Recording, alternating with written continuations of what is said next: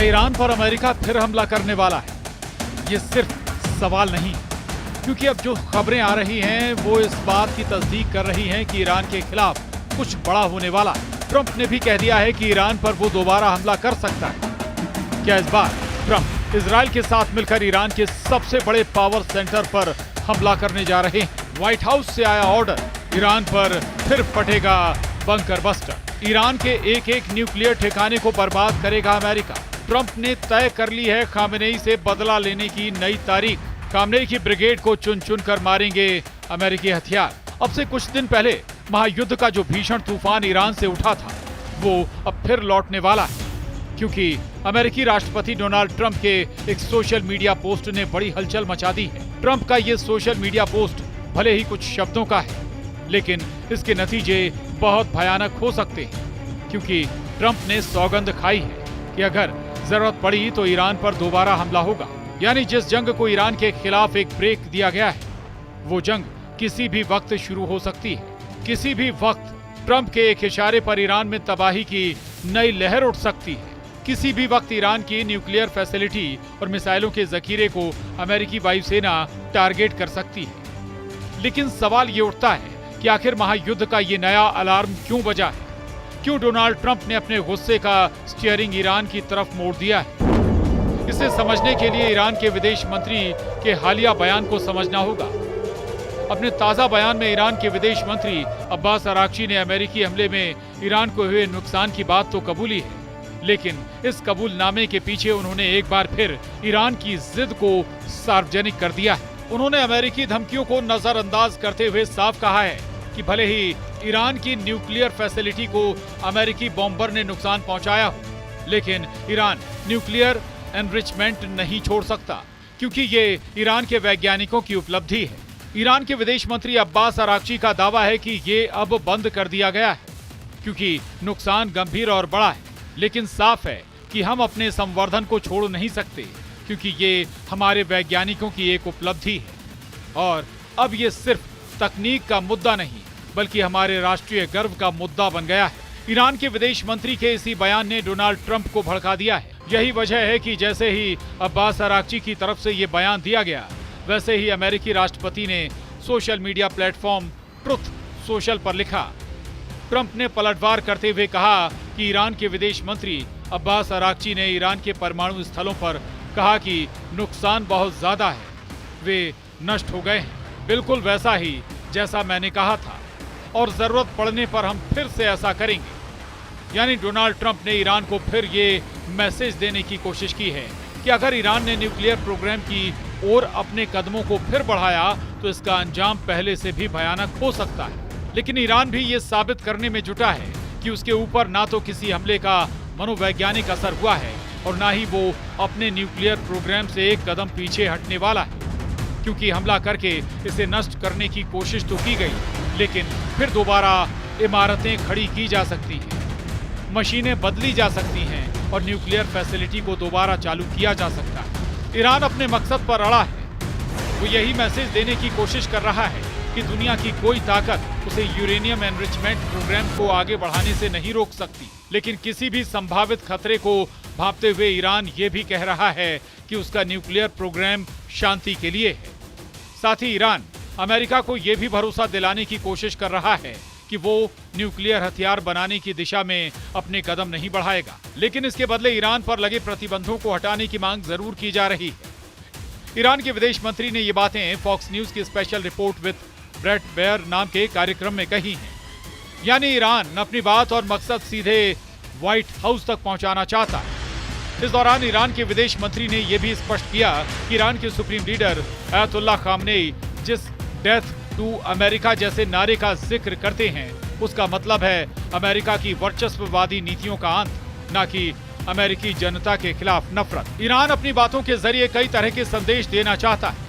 पहला ये कि वो किसी भी दबाव में नहीं आने वाला। दूसरा ये कि ईरान के सुप्रीम लीडर नहीं झुकने वाले। तीसरा ये कि ईरान अपने परमाणु कार्यक्रम पर आगे बढ़ता रहेगा। चौथा ये कि न्यूक्लियर एनरिचमेंट ईरान की अपनी उपलब्धि है। पांचवा ये कि उसका न्यूक्लियर प्रोग्राम शांति के लिए है। और छठा ये कि पश्चिमी देशों को ईरान पर लगी पाबंदियां हटानी चाहिए। लेकिन इजरायल और अमेरिका जैसे देश किसी भी कीमत पर ये नहीं चाहते कि ईरान परमाणु शक्ति बने, क्योंकि ईरान के हाथों में न्यूक्लियर हथियारों को बहुत बड़ा खतरा माना जा रहा है और ट्रंप इस खतरे का जिक्र पहले भी करते आए हैं। उधर अमेरिकी राष्ट्रपति का दावा है कि वो 25 सालों से कह रहे हैं कि एक नागरिक होने के नाते भी आप उन्हें परमाणु हथियार नहीं रखने दे सकते, और यही हुआ। इसे नष्ट कर दिया गया है। उन्हें फिर से शुरू करने में कई साल लगेंगे और मुझे सचमुच लगता है कि ये शायद आखिरी चीज है। उन्हें एक भयानक युद्ध से उबरना है। मेरा मानना है कि फोर्डो साइट पूरी तरह से तबाह हो गई थी। उनको वहां से कुछ भी बाहर निकालने का मौका नहीं मिला, क्योंकि हमने तेजी से काम किया। अगर हम 2 सप्ताह में हमला करते तो शायद वो ऐसा कर लेते, लेकिन इस तरह के सामान को हटाना बहुत मुश्किल है और खतरनाक है। उन्हें पता था कि हम आ रहे हैं। दुनिया 13 जून 2025 का वो दिन नहीं भूल सकती जब इजराइल की तरफ से ईरान पर हमला किया गया था। ईरान के न्यूक्लियर ठिकानों और खामनेई के कासम खास वैज्ञानिकों को टारगेट करके इजराइल ने ईरान पर ये हमले किए थे। उस वक्त इजराइल ने ईरान के कई सैन्य कमांडरों और न्यूक्लियर वैज्ञानिकों को ढेर करने का दावा किया था। इस दौरान अमेरिका की मदद से फोर्डो जैसे बेहद संवेदनशील अंडरग्राउंड अड्डों पर B-2 बॉम्बर के जरिए बंकर बस्टर बमों से सीधा हमला किया गया था। यही नहीं, फोर्डो समेत ईरान के 3 न्यूक्लियर साइट पर भीषण प्रहार किया गया था। उस वक्त अमेरिकी राष्ट्रपति की तरफ से कहा गया कि ईरान अपने न्यूक्लियर अभियान में कई साल पीछे चला गया है। उस वक्त आई सैटेलाइट तस्वीरों से भी न्यूक्लियर फैसिलिटी पर हुई तबाही साफ नजर आ रही थी, लेकिन ईरान की तरफ से यह दावा किया गया था कि उसके न्यूक्लियर प्रोग्राम को नाम मात्र का नुकसान हुआ है और जल्द ही वो दोबारा अपना न्यूक्लियर प्रोग्राम शुरू करेगा। कुछ इसी तरह का मैसेज इस बार ईरान के विदेश मंत्री की तरफ से दिया जा रहा है। लेकिन एक बात यह भी है कि ईरान अब तक जो सब कुछ कबूल नहीं कर रहा था, उस तबाही का भी सच अब्बास अराक्ची ने कबूल कर लिया है, और वो ये कि अमेरिका ने जहां जहां हमले किए वहां ईरान को जबरदस्त नुकसान पहुंचा है। ईरान के खिलाफ जिस जंग में अमेरिका कूदा है, उस जंग को इजराइल की तरफ से शुरू किया गया है, और अब जब एक बार फिर एक नई जंग को हवा मिल रही है, तब ईरान की तरफ से आई एक खबर ने दुनिया में साइबर सनसनी फैला दी है, क्योंकि ये खबर उन्हीं 12 दिनों की जंग से जुड़ी है जिन 12 दिनों में इजराइल और अमेरिका ने ईरान के ऊपर हमले किए थे। इस नई खबर के मुताबिक ईरान और इजराइल के बीच 12 दिन की जंग से एक नया मोर्चा खोला गया, और ये मोर्चा था साइबर वॉर का। ईरान के सूचना और संचार प्रौद्योगिकी मंत्रालय के मुताबिक इन 12 दिनों में देश पर 20,000 से ज्यादा साइबर हमले हुए, और ये हमले बाहर से किए जा रहे थे। इन साइबर हमलों में पेट्रोल पंप, अस्पताल, पेमेंट सिस्टम और खुदरा बाजार को टारगेट किया गया, यानी ईरान के आम लोगों की जिंदगी की रीढ़ पर हमला किया गया। ईरान के मंत्री सत्तार हाशमी ने संसद में जानकारी देते हुए कहा, हमने ऐसी जटिल साइबर जंग पहले कभी नहीं देखी। पहली ही रात में एक विशेष टास्क फोर्स बनाई गई ताकि देश की डिजिटल नब्ज पर नजर रखी जा सके, लेकिन इसका सबसे गहरा असर पड़ा डिजिटल इकोनॉमी पर। 10 मिलियन लोग जो इस क्षेत्र पर निर्भर थे, उनमें से 30% ने अपनी नौकरियां खो दी। ये सिर्फ डेटा की लड़ाई नहीं थी, ये एक ऐसी चुपचाप चलने वाली जंग थी जहां ना गोली चली, ना बम गिरा, लेकिन ईरान का पूरा सिस्टम हिल गया। यानी उन 12 दिनों की जंग में ईरान को चौतरफा नुकसान उठाना पड़ा। लेकिन जब ईरान की तरफ से इन हमलों का जिक्र किया जा रहा है, तब इजराइल ने एक बार फिर गाजा में हमास के खिलाफ जंग का नया मोर्चा खोल दिया है। डेर अल बलाह अब युद्ध की आग में जल रहा है। पहली बार इजरायली टैंक और जमीनी फौजें इस शहर में दाखिल हुई और इजराइल का बारूद जमकर कोहराम मचा रहा है। खबर है कि पहले इजराइल डिफेंस फोर्स ने इलाके में पर्चे गिराए, लोगों को निकलने का निर्देश दिया और फिर शुरू हुई भारी गोलाबारी, जिसमें दर्जनों घर, 2 मस्जिदें और यहां तक कि एक WHO का वेयर हाउस भी तबाह हो गया। डेर अल बलाह वो शहर है जहां अब तक हजारों विस्थापित लोग थोड़ी राहत की उम्मीद में पहुंचे थे, लेकिन अब वही शहर युद्ध का नया मैदान बन गया है। 80,000 से ज्यादा लोग रातों रात एक बार फिर बेघर हो गए हैं। सड़कें चीखों और खून से लाल हो चुकी हैं। इजराइल का दावा है कि यहां हमास के सुरंग नेटवर्क, हथियार डिपो और बंधकों की संभावित मौजूदगी के चलते ये सैन्य अभियान जरूरी था। लेकिन सवाल ये उठ रहा है, क्या बचे हुए 50 बंधकों को बचाने की कोशिश में 20 लाख बेकसूरों की जान को इजराइल ने खतरे में डाल दिया है? WHO के मुताबिक उसके स्टाफ क्वार्टर पर इजराइल की तरफ से हमला किया गया। कई कर्मचारी हिरासत में लिए गए। यूएन गेस्ट हाउस भी हमलों की चपेट में आया।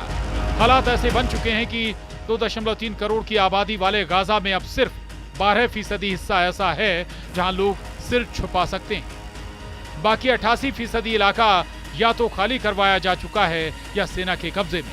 इस हमले से ठीक एक दिन पहले 73 फिलिस्तीनी उस वक्त मारे गए जब वे राशन की लाइन में खड़े थे। खौफ इस कदर है कि लोग अब खाने का सामान लेने से भी डरते हैं। राहत एजेंसियां लाचार हैं और बच्चों के शव मलबों से निकाले जा रहे हैं।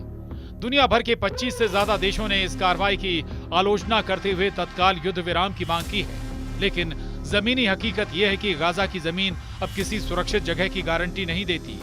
डेल अल बलाह अब सिर्फ एक शहर नहीं, एक प्रतीक बन चुका है उस युद्ध का जो बेगुनाह आम लोगों के सीने पर लड़ा जा रहा है। लेकिन सवाल अभी भी वहीं का वहीं है, और वो ये कि क्या ईरान के विदेश मंत्री का बयान और डोनाल्ड ट्रंप की धमकी जंग के दायरे को विस्तार देने वाली है? क्या पश्चिम एशिया उस संभावित खतरे की ओर बढ़ रहा है जहां से भड़की चिंगारी और नई चुनौतियों की जद में पूरी दुनिया आने वाली?